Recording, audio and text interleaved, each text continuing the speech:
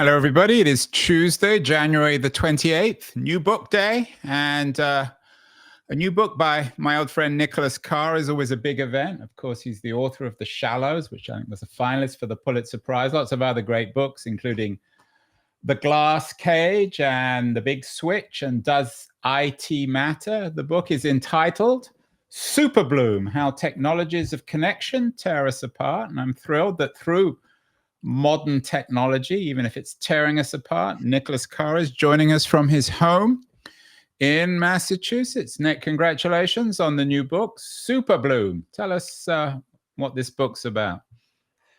Well, this book looks at how digital media is reshaping society. So back 15 years ago, I wrote the book The Shallows, which you mentioned, which looked at how the internet was changing the way we think and changing the way, I argued, our minds work. And one thing I didn't cover in that book was the societal changes that the technology was producing. And for a simple reason, I thought the evidence, both scientific evidence and experiential evidence, was too early. And so there were a lot of mixed signals.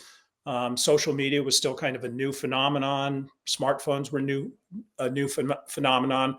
So I've always, in the back of my head, I've always wanted to come back and talk about the social effects of the technology. And certainly over the last 10, 15 years, those have been much more pronounced, much more controversial.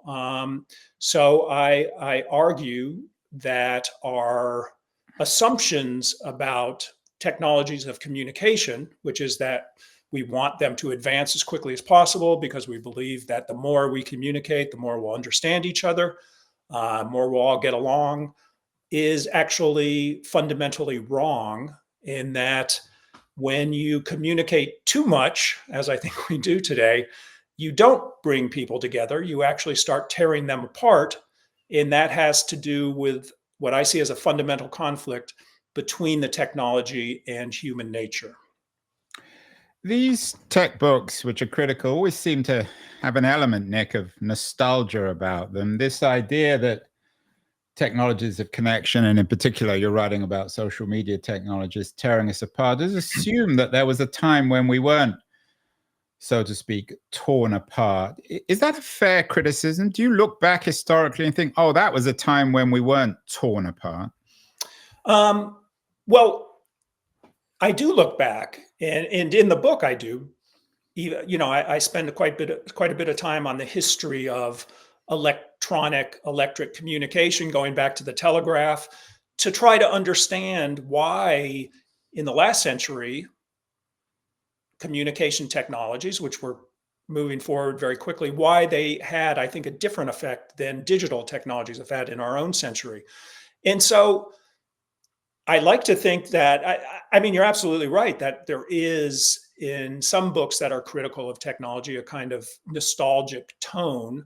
But the question is, when you look back and you make a comparison between before and now, is it just nostalgia, or were there real differences? And did they make a difference in how we communicated to each other, how we interpreted each other, how we processed information? And I would argue that the differences are real, and they're not just a nostalgic fantasy. And, it makes a lot of sense, I think, to go back and get some historical context, because these days we're so convinced that, the new world is so completely different than it used to be that we lose sight of the fact that there are antecedents for everything.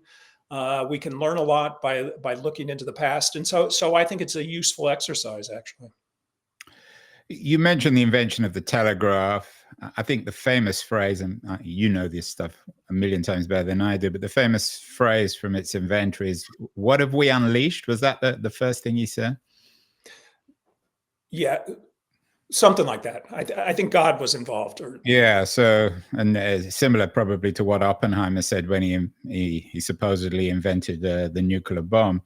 But coming back to the criticism, Nick, of this nostalgia of tech criticism, every time anything new is invented, whether it's a nuclear bomb or the internet or the telegraph, we always fear what we've unleashed. And then when we look back, we always smile rather sadly and think, well, whatever comes next is even more dramatic. Why should we believe that the technologies of today, which you believe are tearing us apart, won't be looked back in 50 or 100 years and think, wow, that social media age was one when we really were together?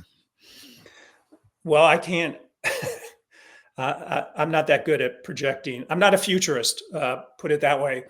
But well, you are implicitly, whether you acknowledge it or not. You're writing about the technologies, quote unquote, of the future, even if they're today. Yeah, to some extent. But I mean, it's very, very hard to know what in 50 years how people will look back. I mean, maybe it'll be much worse then. So this will seem like a golden age. I don't know. But when a new technology, as you say, when a new technology comes along, and particularly if it's a media communication type technology, there is kind of there's one reaction which says, oh, this is going to ruin everything. But then there's an opposite reaction that says this is going to solve all our problems. We will enter this kind of utopia of understanding. And you see that over and over again with media and communication advances. So you saw it with the telegraph, you saw it with the telephone, people like Marconi, Tesla, both said that they would be known for ending all wars because they were inventing these technologies of communication. And if we communicate all the time, we must get along. It's inevitable that we'll all get along. And that didn't work. And you look at the 20th century, it's certainly told a different story than the abolishment of war. But it wasn't, I would argue that the digitization of communication, the digitization of media has created a new environment for us all, a new social environment, a new intellectual environment, a new cultural environment that is extremely different than what we experienced 40 or 50 years ago. We now, everybody's, for a long time, people have said, well, media creates this new environment. Marshall McLuhan was saying it, Neil Postman was saying it. But it's only recently, in the last 20 years or so, that we've carried, in the form of a smartphone, constantly connected to all these social media platforms and all sorts of messaging systems and everything, that we've carried this environment around with us all the time, that we're constantly using our phone or thinking about using our phone. We've created this world in which we can socialize all the time. We can socialize with many different groups of people simultaneously. This is a radically different way of socializing than, I would argue, human beings have evolved, the way we've evolved to socialize. And certainly we're extremely social beings. And that's why we love being on our phone all the time, because we want to know everything everybody's talking about, particularly if they're talking about us. But we evolved, I think, to socialize in the real world, the physical world, where you'd be in a room with other people, you'd talk to them. Sometimes you'd be quiet. Sometimes you would talk, and then that event in your life, that social event, would stop, and you'd go somewhere else. And maybe you were by yourself in your car or in your bedroom or whatever, and you'd have time to look back on the experience and think about it calmly. And then you'd go somewhere else and you'd be with a different set of people and you'd socialize then. And so there's these temporal, spatial boundaries to our social lives. And I think we kind of ignore them because they just seem so natural. But I think we underestimate how important those kind of borders were. And now we've created this new social environment where there are no borders and everybody is talking all the time. We're processing messages and sending out messages kind of continuously. And I think this just overwhelms us. And kind of, as I write in the book, drawing on some things we know about the human psyche, that getting lots more information about people and expressing yourself constantly actually doesn't tend to bring people together. It tends to create abrasive situations where people start emphasizing what's different about them and other people, and it tends to create enmity. It tends to create sometimes aggression, and I think all of those things are things we see today in our politics, in our intimate social lives, and they all come. I think that they all come from this, this basic tension between our psychology, our psyche, and a communication system now that is just overwhelming. Nick, you talk about reality. You quote Baudrillard in the book about hyperreality. One of the things that occurred to me reading the book, and as always, I have to commend you. It's an excellent book, very thoughtful, full of excellent observations, and as always with your work, wonderfully researched. Why is hyperreality, which now, and maybe correct me if I'm wrong, you seem to suggest that we live in something called hyperreality. There was a woman who came on my show about 15 years ago, Jane McGonigal. She wrote a book called Reality is Broken. You touch on that. Why I'm trying to maybe express myself clearly here. Why isn't hyperreality any more or less real than pre-hyperreality? Does that make sense as a question? Yes. And, whenever you talk about reality, you can make the argument that everything's reality by definition. Right. And so you can get lost in the weeds. But I mean, what Baudrillard was saying is that there comes a point when you are so adapted to communicating through media, through experiencing the world through media, that you begin your reality, and you can use that, your reality becomes detached from the world as it is, the physical world. And you not only do you experience things through media or as if they're through media, as a flow of images, a flow of text or whatever, but even when you're not online or looking at your computer, you're experiencing the world as if it were coming through a screen. And so as he explains it, we tend to think of media images and words in books and stuff as representations of something that is actually real in the world. They have a referent that is reality. And his argument was, at some point, you're so used to experiencing the world as a flow of media images and experiences that the stuff is no longer is attached to. It's no longer a representation of something in reality. It becomes your reality.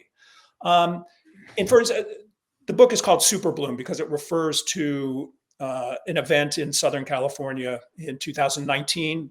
Right, Riverside. We got some images. And they're wonderful images, and it's a wonderful way of framing the book. But why aren't they any more real than anything else in nature? Oh, the SUPERBLOOM is real. But what happened is, as soon as pictures started circulating online, people rushed into the canyons where these beautiful flowers were blooming, and with their phones, and their goal was to create images of themselves, selfies or videos or whatever, with this beautiful natural phenomenon as the backdrop. And so you see them trampling the flowers, ripping the flowers up, all to get these pictures. And there are photographs of these beautiful canyons overwhelmed with people all with their phones out. And to me, that's an example of hyperreality, where they weren't there to experience the world as it is, the actual flowers blooming. They came with the image, the media image of this place foremost in their minds, and their goal was to join in that media experience by taking their own photographs with the flowers as a backdrop. So their experience of the whole phenomenon was an experience of it as a media creation, not as something in the natural world. And I think, to me, that's a good microcosm of what we see today, and even a metaphor of how people increasingly experience the world and experience each other as content, as media images. And as soon as you do that, then your relationship to people, your relationship to the world, your relationship to reality, however you want to define reality, is very, very different. But haven't philosophers historically observed this and been concerned about it? I mean, I'm not an expert on Heidegger, but my understanding of Heidegger is he warned us about this, and he was writing before the existence of the internet. Sure. I mean, and he, his work, his late in his life on technology is quite interesting. I think this is different from Baudrillard and hyperreality, but similar in a way. Heidegger suggested that as the world becomes more and more technologized, we start to look at it we start to look at things in the world not for their own qualities and for their own value, but as something we can use technologically. So you look at a river and you see not the river, but you see a source of power, of hydroelectric power. And so he believed that we're so incorporated into the technologized world that we start to see everything as a resource that we can exploit technologically for our own gains. And I think, I think that is an important way to think about technology in general. And I think it is applicable to, for instance, what we saw with the SUPERBLOOM. People weren't experiencing the flowers in the natural phenomenon as a natural phenomenon. So if you were there, I can imagine you, Nick, if you were there or your kids were there, would you have told them to, in this incredible SUPERBLOOM, would you say, put away your phones, enjoy the flowers as they are? I mean, how should we deal with this remarkable phenomenon of the SUPERBLOOM? I have to admit, if I'd have shown up, I probably, and I'm not a big phones, I'm certainly not on social media, but I would have started taking photos because that's, isn't that kind of the natural thing to do? Sure. And if people had gone there and they had their camera or their phone and taken pictures, sure, it's completely, it's what people do with when they have a recording device and they're in something that is beautiful or very impressive. But this was more than that. This is the whole experience began with people seeing the images online, on Instagram in particular, but also I'm sure on YouTube and stuff, and imagining themselves as part of this. So there was never, they were there to be part of a media experience, which is, I think, very different. It's the spectacle, or the media becomes the spectacle.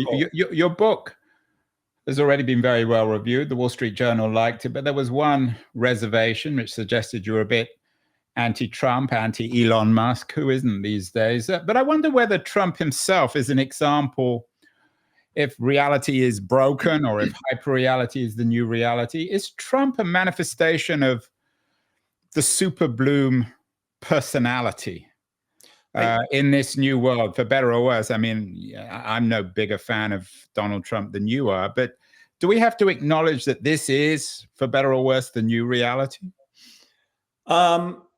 I think so. I mean, I grew up in the 1970s in Connecticut, and we used to get, I remember my parents, we were kind of on the edge of where you could get broadcasts from New York City. So we used to watch the 10 o'clock news on Channel 5. I remember this clearly in the late 70s. And Donald Trump was already kind of a media fixture. He loves being on TV. He loves, and he already, even back then, he felt like kind of a person who simply exists on TV and exists in media. And I don't think that's actually changed. I mean, to me, the world as we adapted to constant media exposure and politics went online and everything else, the world kind of went toward Trump's reality. And so if you think of memes, I think Donald Trump fundamentally is a meme. Yeah, I mean, he's Chauncey Gardner, and this has been written about before, of course, put on a wonderful film, Being There. I mean, what's different about this? What's different from Trump and social media and Instagram and Chauncey Gardner and Being There? Yeah, well, I mean, Chauncey Gardner was, Trump talks more than Chauncey Gardner did.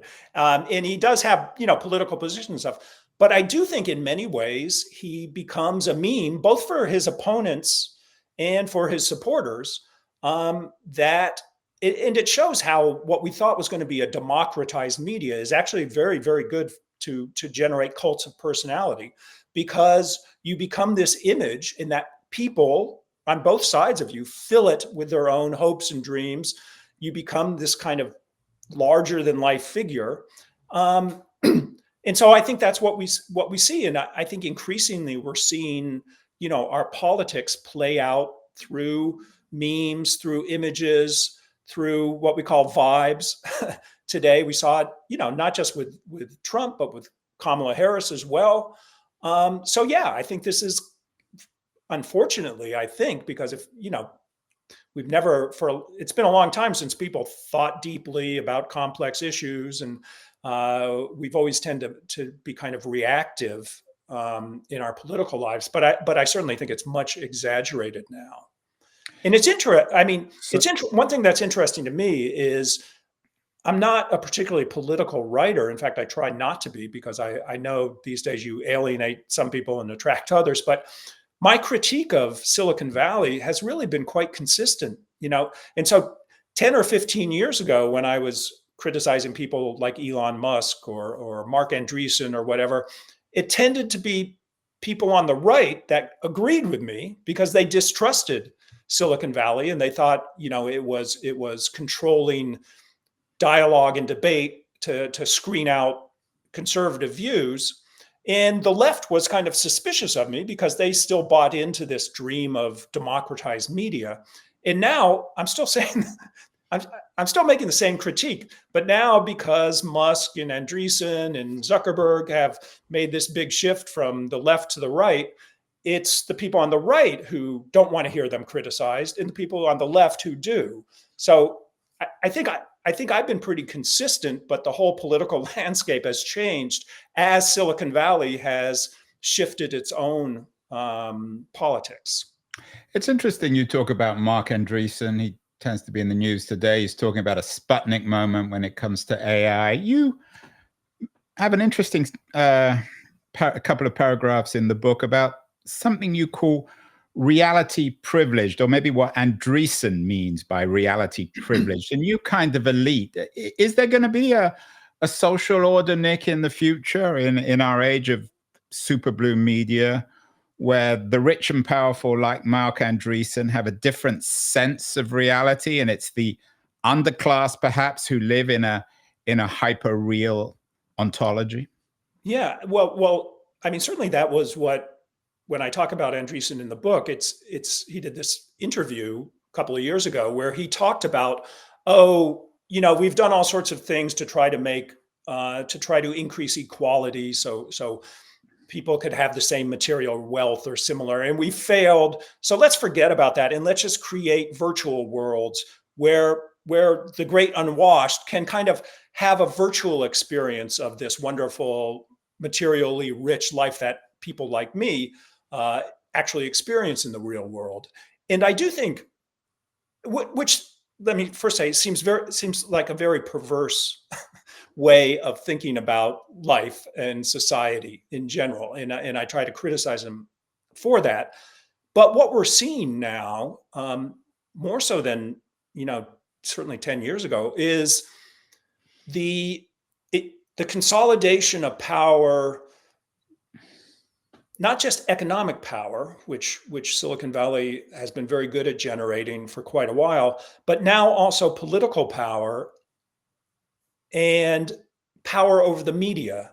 as you see people like Musk or like Bezos buy big media properties, something that has been in the playbook for oligarchs and other rich people who want to have play a bigger role in society, bigger role in politics, have more power, has always been in their playbook. So I think we are getting to what seems to me a dangerous stage of the consolidation of power across, money, media, and politics right But is now. this, I wouldn't disagree with you. I don't think many people would. But is this in any way new, Nick? I mean, Aldous Huxley was warning us about reality privilege in the late 20s and 30s in Brave New World. Right. Hearst was buying up the media, Citizen Kane, blah, blah. You've heard all the arguments. What's different about this?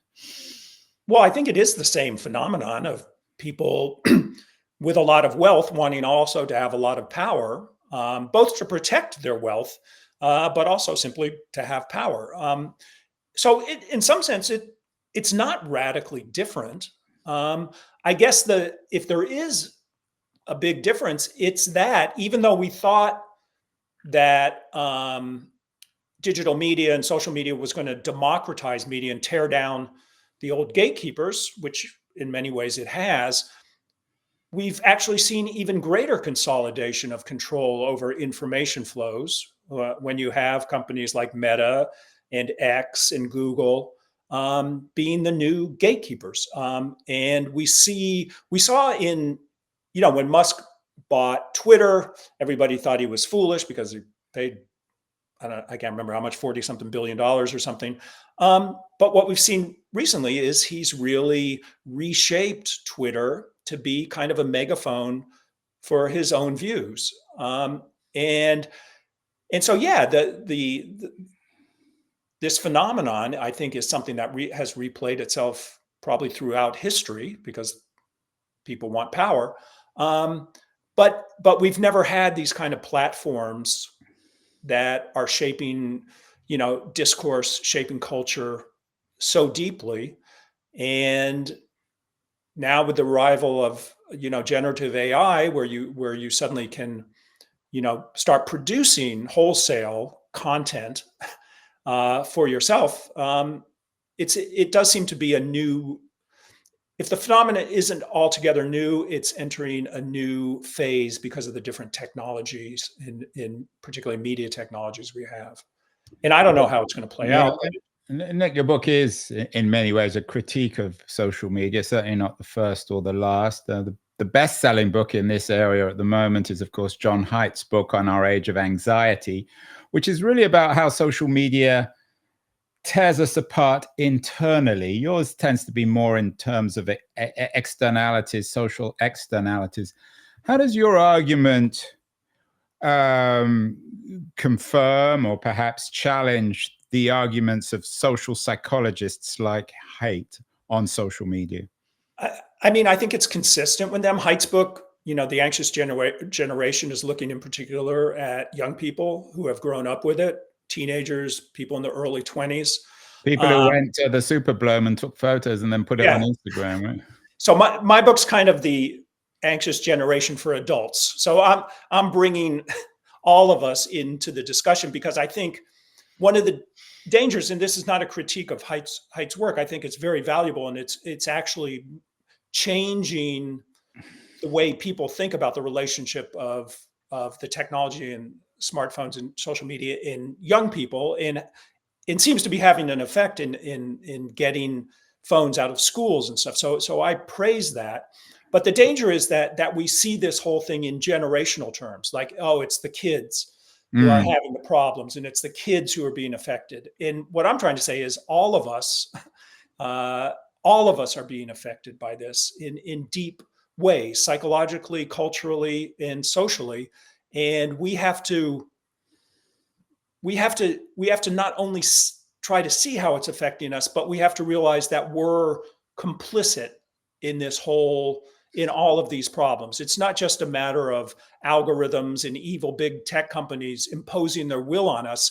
We are exercising our will in a way that I think is often not in our best interests.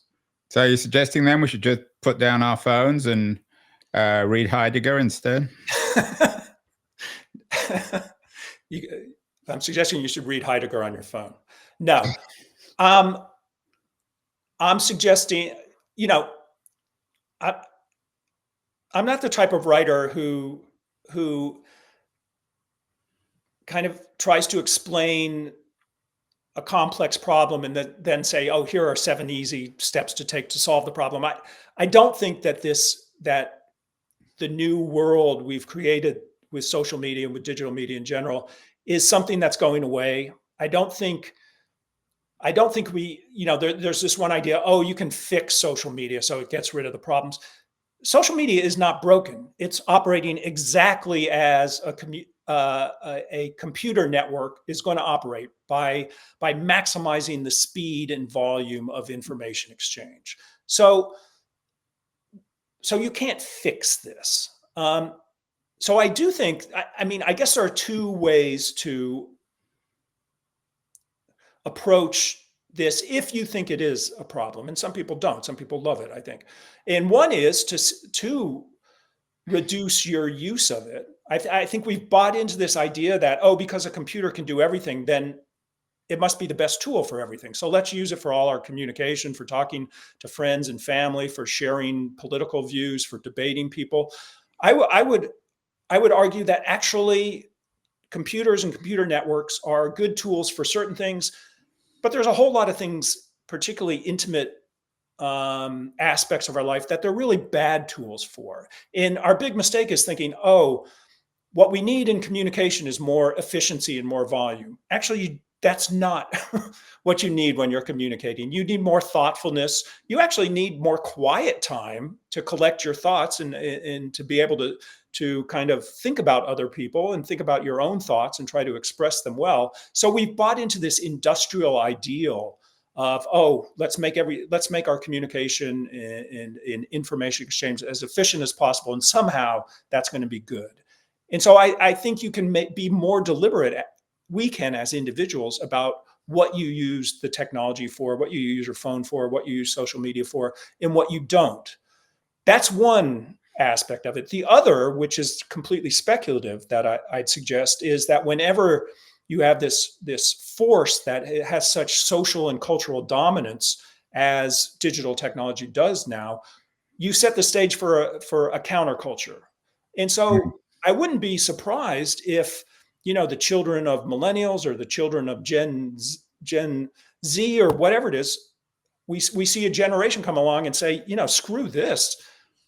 I don't want to walk around with a phone in my face all the time like adults do, and simply reject it all. And so that might be wishful thinking on my part, but the sort of vinylification of social media.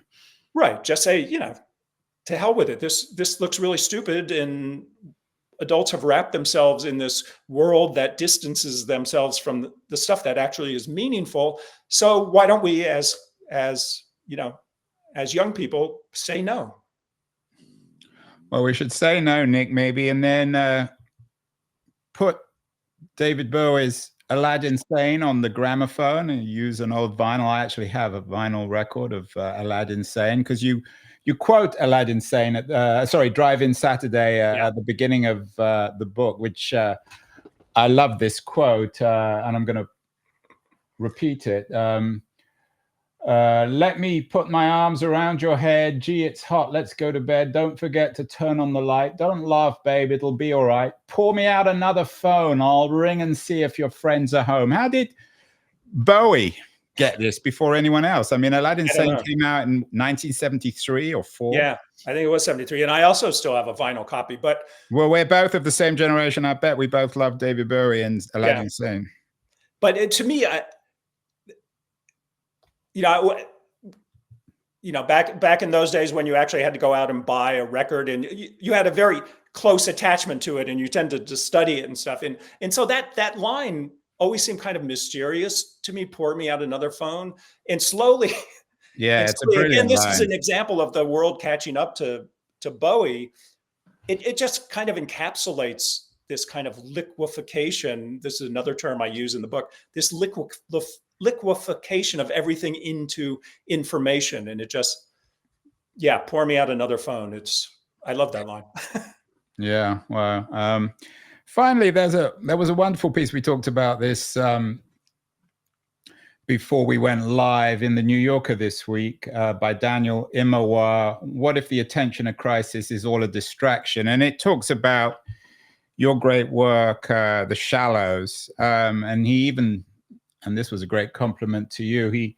He talks about a cohort of people who follow the. You say he writes, Carr set off an avalanche on this ruined attention economy where we're all looking at our phones, and in some ways it's not actually the SUPERBLOOM is a natural next chapter in The Shallows. How did you respond to Immerwahr's argument that the attention crisis is exaggerated and that we're still looking at 3-hour films like The Brutalist? How does this connect to the arguments both in The Shallows and in SUPERBLOOM? Well, I mean, I fundamentally disagree with him that somehow this isn't a problem, but I think he does a very valuable service in showing that there are different ways of paying attention. I think we've been a little too superficial in just talking about attention as if it was this one thing, and that, you know, reading a book is the same thing as watching a movie or playing a video game. And these are different forms of attention. But I think that, yeah, you can get involved in, you know, a long TV series or a movie, and that's great. But it doesn't change the fact that that we are in a environment of constant interruption and distraction. And rather than, I mean, he ultimately says, and this seems kind of odd to me, that by talking about distraction, we're distracting ourselves from the deeper problems of the technology. And in some ways, you know, I agree that if you were only talking about distraction, we're missing things. And one of the things I'm trying to do with SUPERBLOOM is show that it's not just about distraction. But I would argue that our focus on distraction, rather than drawing us away from a critique of technology, has actually helped us realize that there are negative consequences of our compulsive use of the technology. And then once you see that, you can go from distraction and the loss of attention itself to a much broader critique. So I think to me, the whole article, I thought it was very valuable, as I said, but he seemed very ambivalent about his critique of the attention discourse. And I think it's because attention is we use a single word for what are lots of different mental and social phenomena. And I think it is important to realize the differences. But at this point, to say that somehow we're not particularly distracted, or that our train of thought isn't being broken all the time, is simply wrong, I think. You know, it wasn't that long ago when there was time in your day, and it wasn't just when you went to a movie theater. When you were alone with your thoughts, you weren't socializing because there weren't people there. Now that we all have our phones with us, we socialize all the time. So we don't even have those kind of time in our life when we can allow our when we can daydream, when we can allow our thoughts to jump from one thing to another. And I agree that might look like distraction itself, but having the ability to let your mind wander without being interrupted is very important, I think, to leading a full intellectual life. But even that kind of productive mind wandering gets disrupted when you have to grab your phone to see what the latest message is, or the latest headline, or whatever. So I saw it as a valuable article, but perhaps misaimed. Yeah, well, it was more a review of Chris Hayes's new book on attention. And finally, Nick, you don't want to be seen as a futurist, so you don't want to speculate on the future. So let me do that. I wonder whether in the future, maybe in 20 or 30 years, as AI really plays itself out, we'll look back at the social media age as the last truly human one. And for all the annoyance and absurdity of TikTok or Instagram and your points about SUPERBLOOM, it will be the last period in human history where we won't have to compete with smart machines. I guess I don't know. I mean, one thing, as you were saying that, one thing that became clear to me that I should say is that I'm not opposed to people having fun with their phones, and I'm not opposed to I mean, we could do this on our phone. I insist usually my guests running out and taking pictures of flowers. If those things were part of a richer, more diverse experience of life, so you weren't seeing everything and doing everything through your phone and being distracted, but they were parts of a life that had many different parts and many different experiences, many different ways of experiencing. And to me, that's the problem: is that more and more the phone, the technology, social media is always there as a kind of screen between us, even if we aren't looking literally at the screen. But yeah, it's true. I don't know how AI is going to play out. I think there's a lot of jumping to conclusions about, that the power of these systems is just going to continue to go up at an exponential rate. And that rarely happens in technology. So I'm not particularly concerned with, the sudden arrival of artificial general intelligence, and our machines are not only generating a bunch of words and pictures and stuff, but are actually have self-consciousness and self-awareness and kind of displace us in a way. It does seem to me that, when we see people, that now that we can have a machine talk for us and think for us, will we pause, or will we, if we're going to go to a wedding and we're the parent of the bride or the groom, will we just let the chatbot compose the remarks we have? Will the bride and groom use it to compose their vows? Will it just displace anything that requires some effort and some attempt to get into your deeper thoughts and your deeper emotions and stuff, because it's just so fast and so easy? I've seen people say, oh, well, we're starting to see the democratization rhetoric playing out with AI, that, people used to a lot of people had to struggle with writing well or whatever. So at least this way, this will open up the ability to write well, even if a machine is doing the writing for them. And it seems to me that's a very dangerous point of view, because it basically says that you don't have to make an effort. Talent isn't important. Let the machine do it for you. And you'll have this kind of false experience of what it's like to work hard to be a writer or an artist or whatever. So I think it is a dangerous moment right now. Well, it may well be. Nicholas Carr, the author of SUPERBLOOM. One thing I can say for sure is when you talk to Nick or when you listen to him, our minds SUPERBLOOM. So congratulations, Nick, on the new book. And we will look forward to talking to you again. I'm particularly interested in your take on the AI revolution. Thank you so much, and congratulations again on SUPERBLOOM. Thanks very much, Andrew. My pleasure. Can I step on the scene? I'm